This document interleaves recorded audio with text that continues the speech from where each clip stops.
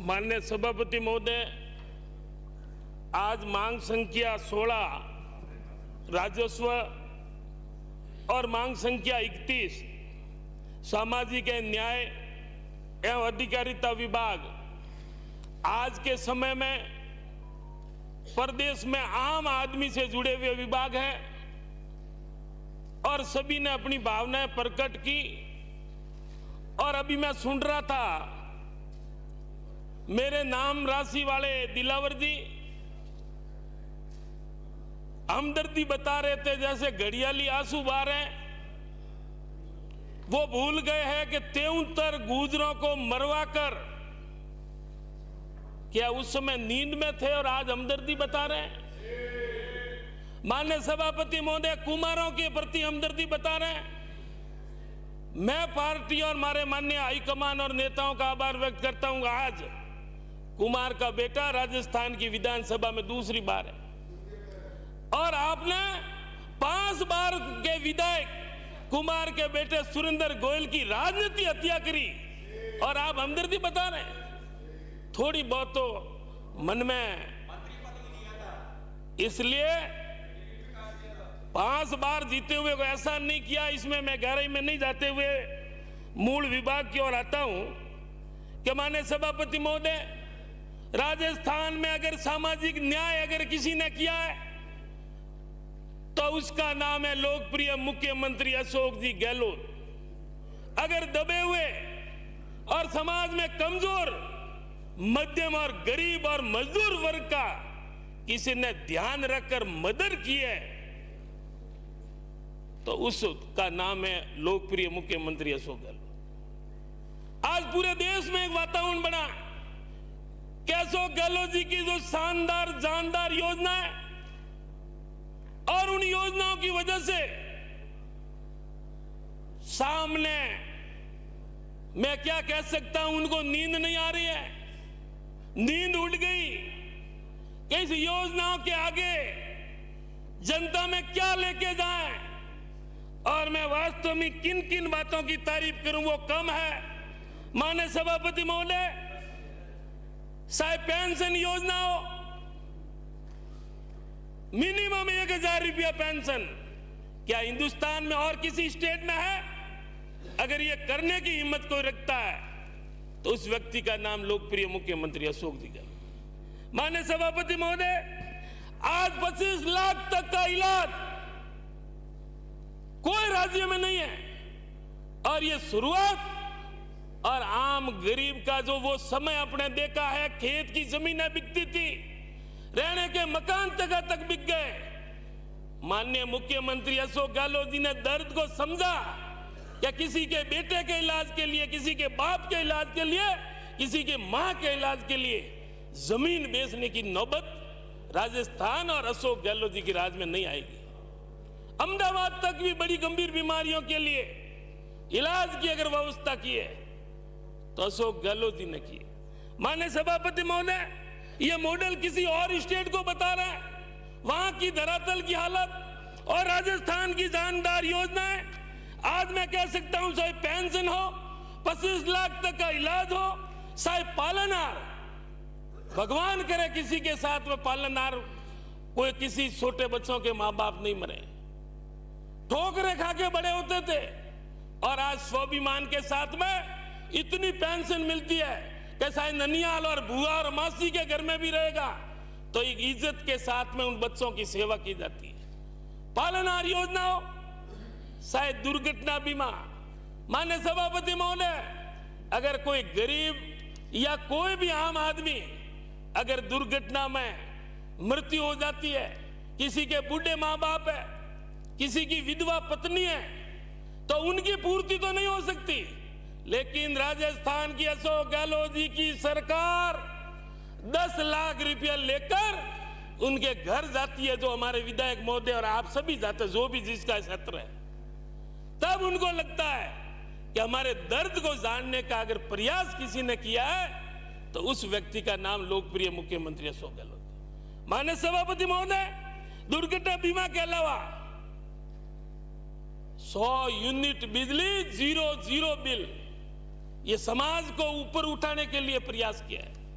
माननीय सभापति महोदय, चाहे ड्रेस फ्री हो, चाहे सम्मान और इज्जत के साथ में भरपेट 8 रुपये में भोजन, अगर ये इतनी बड़ी योजना है लागू करने की हिम्मत कोई कर सकता है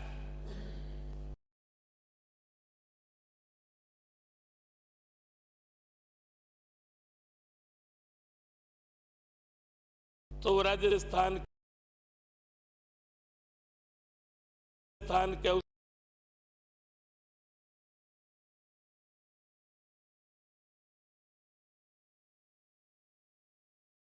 उसका नाम शानदार जानदार योजनाओं के कारण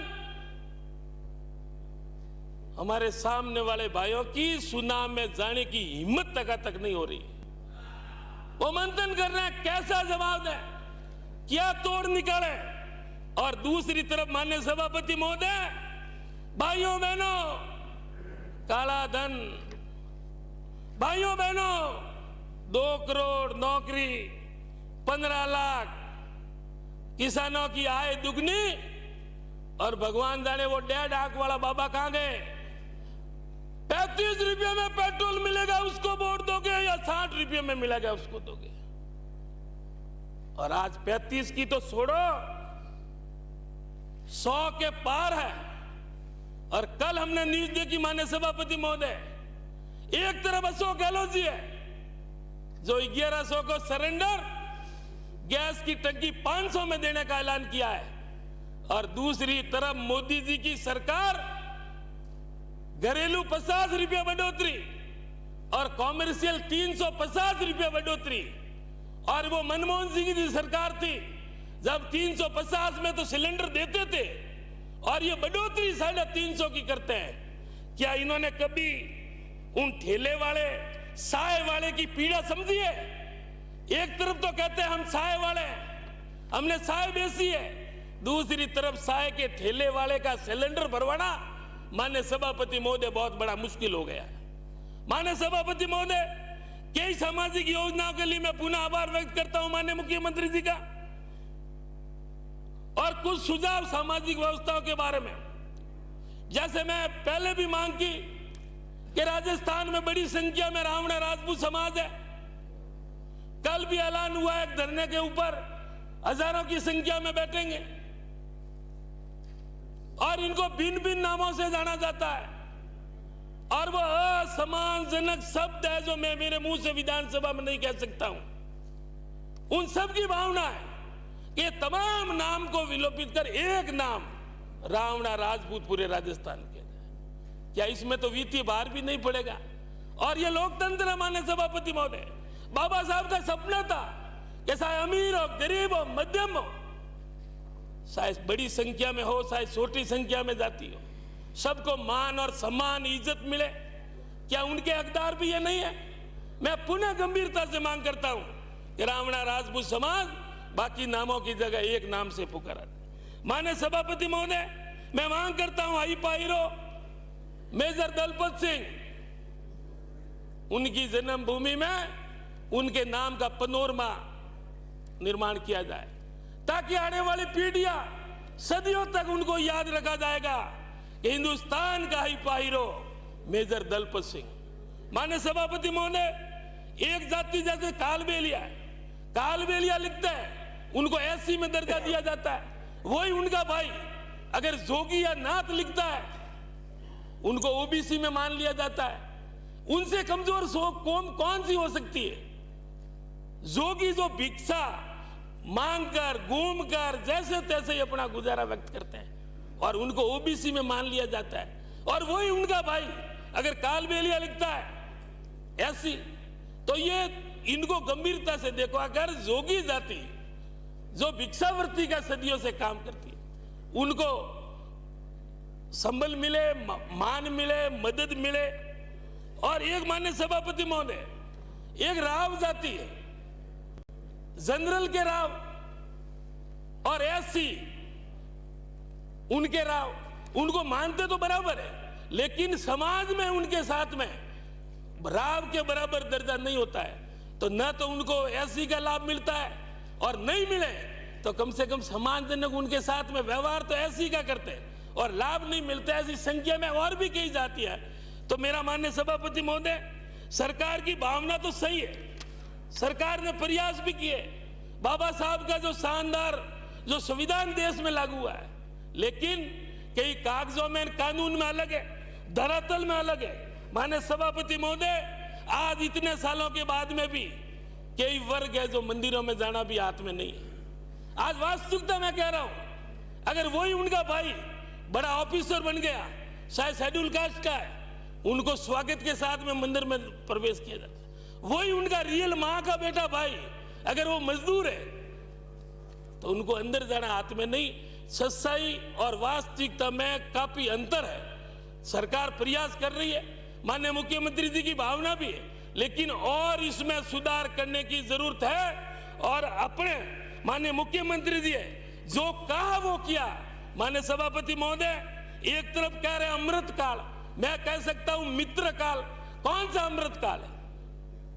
और सबका साथ सबका विकास की बात करते हैं और राम राज्य की बात करते हैं। माननीय सभापति महोदय, जब उस समय भगवान राम का मंदिर बन रहा है, हमें खुशी है, लेकिन सबका साथ सबका विकास, क्या भगवान राम और राम राज्य की कल्पना करते हैं?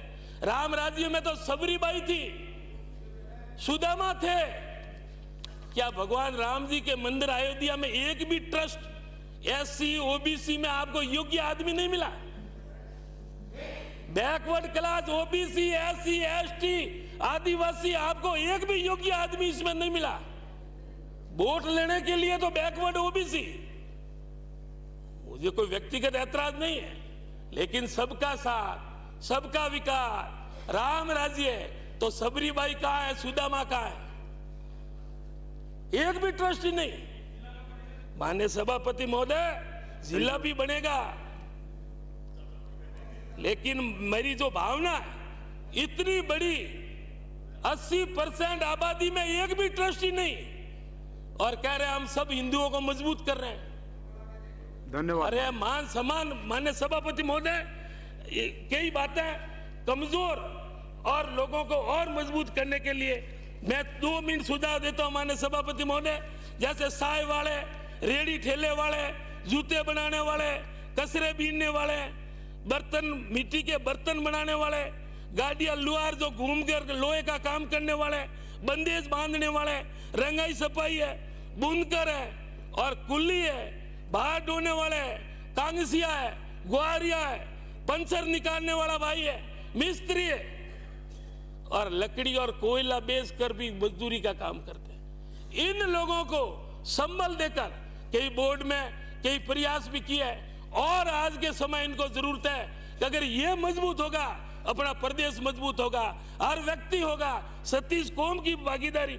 माननीय बाबा साहब का सपना था जातिहीन समाज सब एक हो, लेकिन बड़ा दुख होता है कि जातिहीन के बजाय आज 70-75 सालों में हर जाति के 3 वर्ग बन गए हैं, एक अमीर, एक गरीब और एक मध्यम।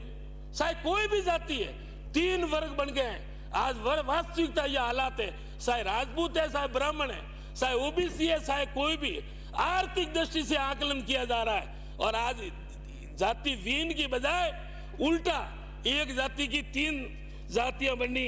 माननीय सभापति महोदय, भगवान राम का नाम लेकर वोट तो ले सकते हैं, लेकिन राम के सिद्धांत पर चलना बड़ा मुश्किल होता है। माननीय सभापति महोदय, इनकी कथनी और करनी में कितना अंतर है।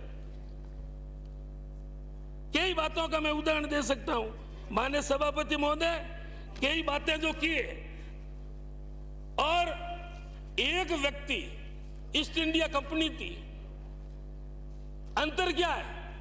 वो भी एक ईस्ट इंडिया कंपनी मालामाल होती थी, और आज अडानी हो रहे हैं, थोड़ा बहुत अंबानी हो रहे हैं। माननीय सभापति महोदय, 1-2 व्यक्ति मजबूत होने से हिंदुस्तान और प्रदेश मजबूत नहीं हो सकता। और अगर ये नीरव मोदी और ये विजय माल्या वगैरह, चौकसी, कई नाम है, इनकी तरह के रप्पू शक्कर हो गए, तो वही वापस 1 से गिनती शुरू होगी देश की, जब अंग्रेजों को भगाकर देश की 0 से शुरुआत की थी। आज भारत सोने की सीढ़ियां, पुराने समय में इतिहास रहा है। कुछ तो था, तब बाहर ही लूटने के लिए आए, और आज अपने मित्र के लिए, अपने यार दोस्त के लिए सभी बातें कुर्बान की जा रही है। अरे आपने क्या वादा किया था? भाइयों बहनों, देश बिकने नहीं दूंगा, चौकीदार हूं। और बड़ा दुख होता है, साए बेचते बेचते रेल के डिब्बे बिक रहे हैं, स्टेशन, एयरपोर्ट, बंदरगाह सब अडानी अंबानी। तो बाकी कहां जाएंगे माननीय सभापति महोदय? आज वास्तविक आर्थिक स्थिति क्या है? बड़ा गंभीर मसला है।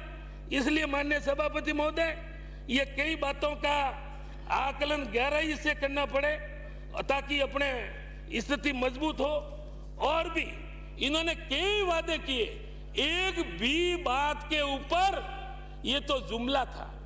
अरे माननीय प्रधानमंत्री जी, और एक बड़ा सुलझा हुआ राजनेता अगर अपने श्रीमुख से अगर कोई कह दे और बाद में वही व्यक्ति कहता है जुमला है, क्या नोटबंदी से कौन सा फायदा हो गया?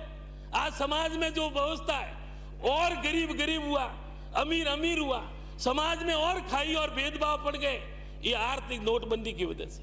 लेकिन लोगों में जो बड़ा गुस्सा और बड़ी नाराजगी शुरू होने लगी, एक बार टीवी पे और आ गए, भाइयों बहनों, जो बड़े पैसों वाले सबको एक समान कर रहा हूं। तब हिंदुस्तान के आम और मजदूर गरीब ने देखा कि मैं तो गरीब ही हूं और वो भी मेरा भाई जो करोड़पति वही मेरे जैसा हो जाएगा।